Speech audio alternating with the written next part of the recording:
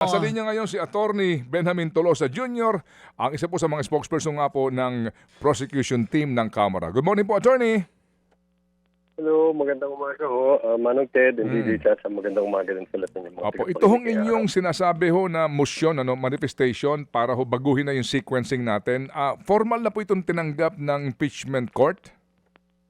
Tama ho yan, Manong Ted. And I just want to clarify, ito hong bagay na to ay as stated by Senate President Gatchalian, ang mungkahi nito nanggaling ho kay Senate President Gatchalian, presiding officer si Ted Codero, dahil nga ho sa kanilang palagay mas makakaibuti ho to para sa daloy ng ating paglilitis, pati din ho sa mga kababayan natin para mas madaling masundan at masubaybayan, dahil per article basis na ho ang palitan ng presentation of evidence. So ngayon ho, nag-submit na kami ng Monday ng formal manifestation stating na we agree with the proposal ho. So nung kahapon naman, doon sila sumagot at sinabi nilang sila naman ay tutol sa umungkahi ho, na palitan ng order. Okay, very very good thing na kayo po inatawagan namin to clarify the issue, kasi ngayon ang laman ng balita na parang sa inyo nang gagaling, yung original na proposal. Okay, sige. Kailan po ito nabanggit ni presiding officer po tsaka ni SP Gatchalian na panukalang ito? During the last trial ba o kumbaga off the air lang? Ito sa more of a sidebar, hindi ho yan during the hearing itself, pero nung huling araw ho ng paglilitis yan. Nung una, but yun nga ho, si naman ho ang unang nag-announce na din to the public, si Senator Senate President Gatchalian, na ganun nga ho, sa kanila naman ho nang galing yung mungkahi at tinanong yung mga parties ng preference nila, kung sang-ayon kami. But ang sa amin ho dyan, as stated in our manifestation, pinaka-importante ho dito, actually, meron naman ho authority under the Constitution, under the rules of court, and the rules of impeachment, na pwede namang palitan ng impeachment court ng order of presentation of evidence regardless of the preference of the parties. Pati ho sa pre-trial order, meron ho kasing kwalatilya dyan nakalagay. Itong nakalagay doon na kung paano presentation of evidence may be modified by the court to ensure the fair, orderly, and expeditious conduct of the proceedings. So kung sa palagay ho nila, yan ho mas makakabuti, actually, pwede ho nilang palitan yan na sila ho may discretion dyan. Okay, sige. So, yung nga pong binabanggit nyo, yung benefit nito sa pangkalahatan. Pero nga po, tumutol na ang defense dito. Kapag po ganyan na kayo ay pabor, tutol ang defense, yan ba, the court will have to resolve it in open forum, in open hearing?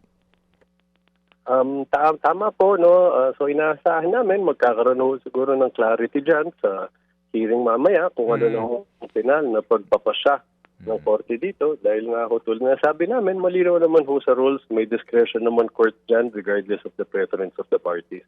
Kung ikakaganda naman ho ng takbo at daloy ng paglilitis. Opo, sige. So, magkakaalaman tayo mamaya. Mamaya ho ba, hindi ho naman gusto namin ma-preempt kayo, pero total, yun din ho naman mapapanood natin in an hour's time, ano ba ang ating inaasahan dito sa Article 1 na ito, na inyong presentation?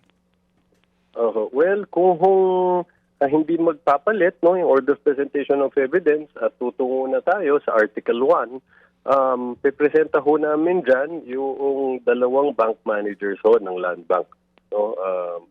Then ho, na withdraw yung usapin ho ng confidential funds. So, OVP and DepEd.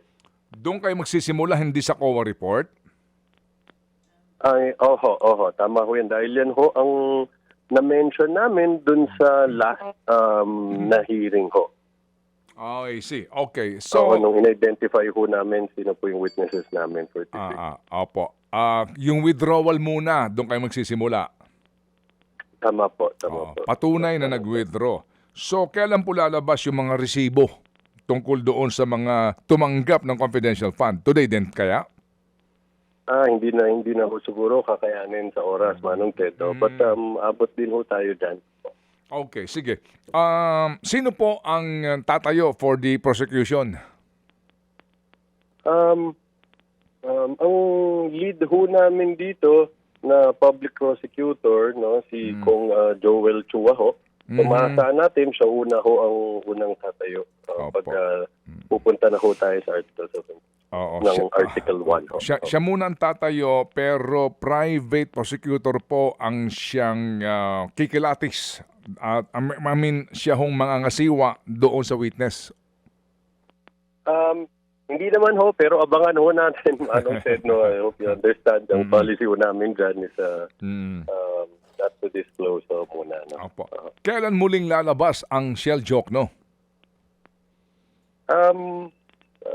I'm sure somewhere ho, sa mga articles, no, makikita ho natin na either mag-oral arguments ulit or present ng witness. Ho. But Opo. definitely, makikita ho natin siya ulit sa pag-release na Opo. to. And speaking of Dean Jokno, and speaking of Congressman Jokno, meron pong mga video lumabas nito hong nagdaang mga araw na parang pinutol-putol at doon sa video pinalalabas po na para bagang nile-lecturean na isang estudyante ang isang former founding dean ng LaSalle College of Law tungkol sa batas na pinag-usapan doon sa impeachment trial. Ano po ang balak dito ng prosecution?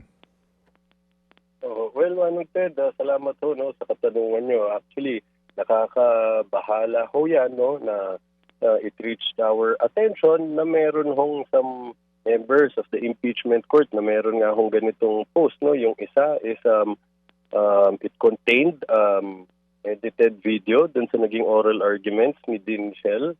No? Tapos ang mas nakakabahala din ho dyan, merong text overlay na nakalagay, nagbibintang pero walang ebidensya. Tapos may sumunod pa ho naman na reposted ng video kung saan dun sa video na yon sinasabi itong impeachment proceedings is a waste of taxpayers' money. It's a futile exercise and ultimately it will fail. Nakakabahala ho to, no? Dahil it may give the public the impression that there are members of the impeachment court that are impartial, no? Dahil ho, ang napakahalaga ho niyan na spirit ho ng fairness and impartiality, dapat judges should not only be impartial but must appear to be impartial. Dahil kung hindi ho, baka mabigyan ng impression ang mga tao na hindi hahatol ang mga judges based on the evidence presented. Ma-erode ho yung confidence ng public natin sa important institutions tulad ho nito. No? And to be clear, we don't want to put on the spot or condemn any particular member of the impeachment court. No? But we have to say ho, no? This is a collective stand of the prosecutors panel, no, na nakakabahala ho itong mga ganitong bagay. But sa tingin naman namin, no, madami hong pwedeng explanation dyan, baka error ng mga admin staff na nagko-control do, dahil sa tingin namin hindi naman ho yan sasadyain na kahit na sinong senator judge, no, dahil against din yan dun sa mga post nila, senator judge, dun sa obligation nila to observe political neutrality, no. So sa tingin namin baka naman ho may explanation dyan, but just the same, ito ho ay sana ho maiwasan dahil nga ho napaka-importanteng bagay, no, na hindi maisip ng mga kababayan natin kahit na, no, na magkaroon ho ng conclusion na mukhang na prejudge na. Sige, so mainam din ito, no, na inyong kinaklaro kasi baka kayo mapatawag ng principal, mapatawag kayo at ma-admonish, no, admonish dito po sa ng impeachment court. Kasi alam nyo, di ba? Well, alam nyo na yon. So, without nga mentioning kung kanino ba itong kumbaga official na site yung pinanggalingan nito, and then binanggit po ninyo yung nakababahala po na maaring epekto nito doon sa kaisipan ng mga Pilipino na nakapanood nito, diyan po sa isyong yan ba nais nyong formally i-bring up sa court through a manifestation of one of your prosecutors? Pinag-aaralan din ho ng prosecution panel yan, although as much as possible, ayaw din namin maging cause ng distraction yan at in the meantime, pinapaubaya ho namin sa presiding officer yung mga ganyang bagay, lalo't sila naman ho ang may kapangyarihan at discretion, no, na paalalahanin ng isa't isa kung meron hong nagkakaroon ng paglabag sa kanilang sariling rules. Kayo po, attorney, legally, wala ba magagawa kayo dyan? Particular po, no, si Prosecutor Shell Jokno siguro to call out the medium, yung kasi obviously fake yun, no? Obviously fake news siya. Obviously po hindi yun ang totoong nangyari. Obviously po yun manipulasyon sa informasyon. Meron ba kayong balak dyan to call out the medium?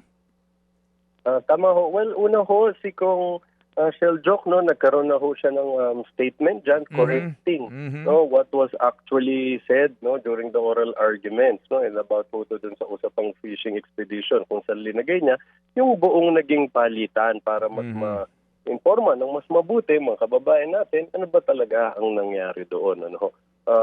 But again, at the end of the day, ang presiding officer ho, no, at the rest of the members of the impeachment court, sila ho ang may discretion dyan at kapangyarihan under the rules. No? Pero what I'm talking about, attorney, sorry to butt in. What I'm talking about is the medium. Kung YouTube yan, i-call out yung YouTube to stop the propagation.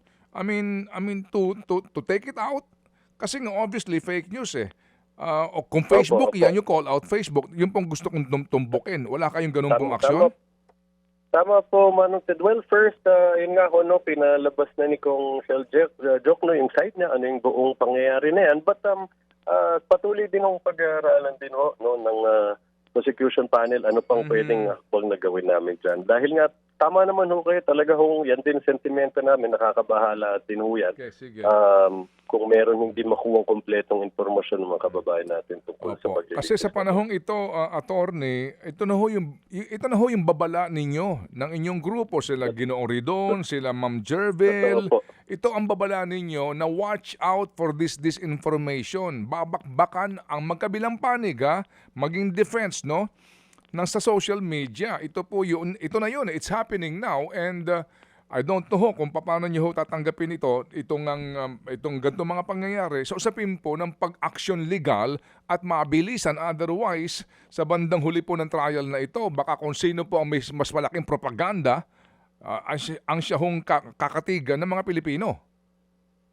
Tama ho, Ted, and we really agree the sentiments and the concerns, no?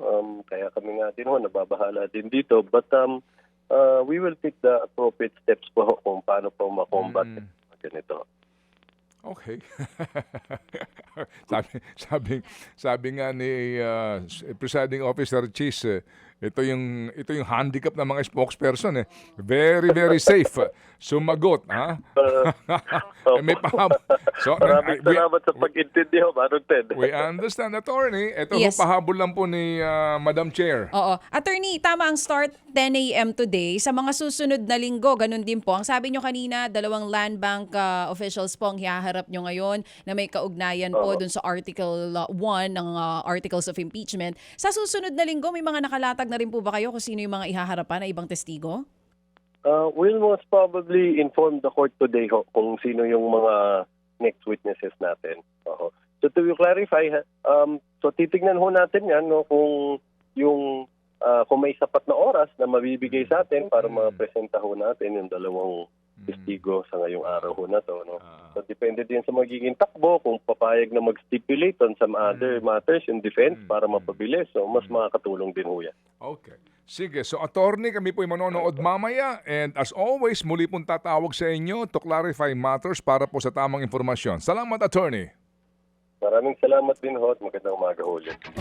Yan po ang pagliliwanag ni attorney, hindi sa kanila nanggaling yung panukala, nanggaling daw mismo kay SP Gatchalian at kay Presiding Officer. Mga kapatid, patuloy po kayong tumutok sa 105.9 True FM para sa totoong balita, impormasyon, music and entertainment. Mag-subscribe sa aming YouTube channel at podcast at sundan nyo kami sa Facebook, Instagram, X at TikTok sa True Network PH. Bisitahin din po ang aming official website, truefm.ph. At panoorin din kami sa True TV Signal, Channel 19. Kami po ang 105.9 True FM. Laging true sa'yo, kapatid. Dito tayo sa totoo, tunay at tapat.